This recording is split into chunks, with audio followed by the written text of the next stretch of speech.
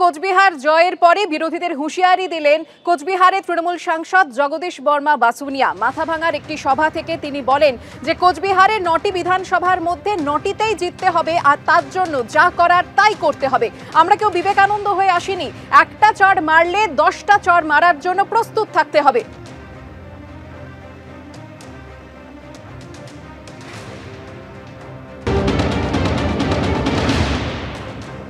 মুখ্যমন্ত্রী আমাদের ডেকেছে, আমরা কথা দিয়ে এসেছি আমরা 9 বিধানসভা জিতব।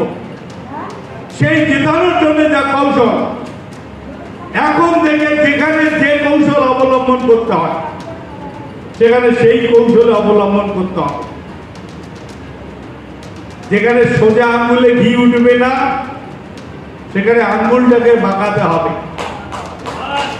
আমরা কেউ বিবেকানন্দ কেউ হয়ে আমরা কেউ রাজনীতিতে আসি না। আমি বলেছিলাম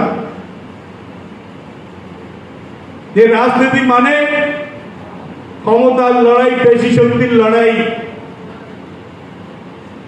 সেই লড়াইতে টিকে থাকতে গেলে যা যা করা দরকার আপনারা করবেন।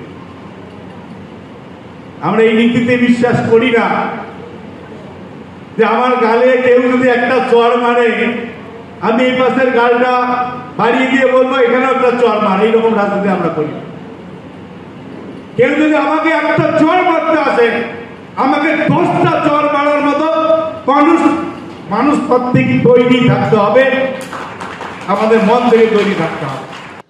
তৃণমূল কংগ্রেস তারা যা করার মানে তাদের ভাষায় হুমকি দেওয়ার, ভয় দেখানোর, মারধর করার। যেমন আজকে এই বরানগরের 14 নম্বর ওয়ার্ডে একটি প্রতিবন্ধী ক্রিকেটারকে ধরে মেরেছে কাউন্সিলরের নেতৃত্বে। এটাই তৃণমূলের সংস্কৃতি, এটাই তৃণমূলের অভ্যাস। এবং তৃণমূল এই অভ্যাসের বাইরে বেরোতে পারবে না, কারণ তৃণমূলের সাফল্যের মাপ নির্ধারিত হয় দলনেত্রীর কাছে কে জিতিয়েছে আর কে হারিয়েছে তাই দিয়ে।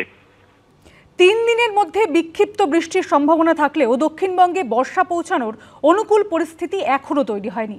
উত্তরবঙ্গের 5 জেলায় বৃষ্টির দাপট চলছে, এমনই জানালো আবহাওয়া দফতর।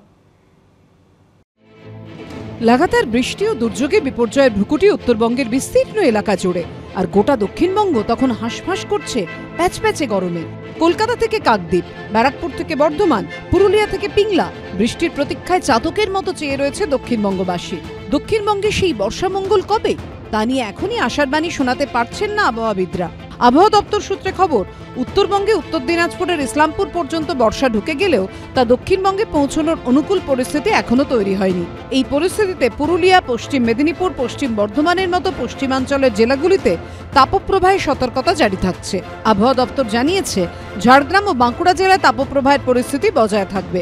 চরম গরম ও অস্বস্তিকর আবহাওয়ার দাপট চলবে হুগলি, পূর্ব বর্ধমান, বীরভূম, মুর্শিদাবাদ সহ বিভিন্ন জেলায়। তাপমাত্রা, ম্যাক্সিমাম তাপমাত্রা তার স্বাভাবিক তাপমাত্রার থেকে বেশি থাকবে 2 to 3 ডিগ্রি, এবং নেক্সট উইকেও কিন্তু স্বাভাবিকের থেকে বেশি থাকবে, but it is 1 to 2 degree.